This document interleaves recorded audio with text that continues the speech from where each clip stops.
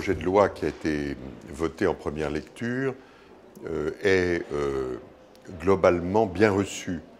par les acteurs de l'efficacité énergétique dans le secteur du bâtiment, parce que, une nouvelle fois, le bâtiment est au cœur du débat parlementaire.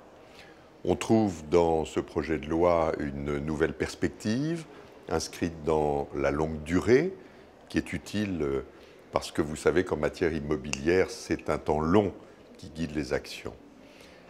S'agissant plus particulièrement du vaste sujet de la rénovation énergétique, le projet de loi, tour à tour, désigne l'État comme exemplaire, engage un processus par étapes de rénovation du parc tertiaire privé et public, et s'agissant du parc résidentiel, c'est-à-dire de nos logements, il décide de façon prudente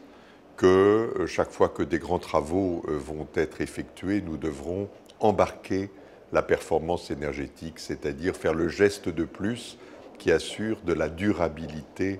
à l'immeuble des logements. Et le projet prévoit quelque chose de tout à fait essentiel, c'est que même si cette obligation se met en œuvre,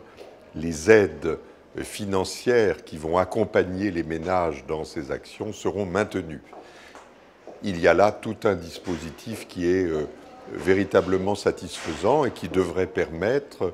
une fois les derniers ajustements calés, que le sujet reprenne de son dynamisme qu'il avait perdu ces derniers mois. Le plan bâtiment durable que j'ai l'honneur d'animer regroupe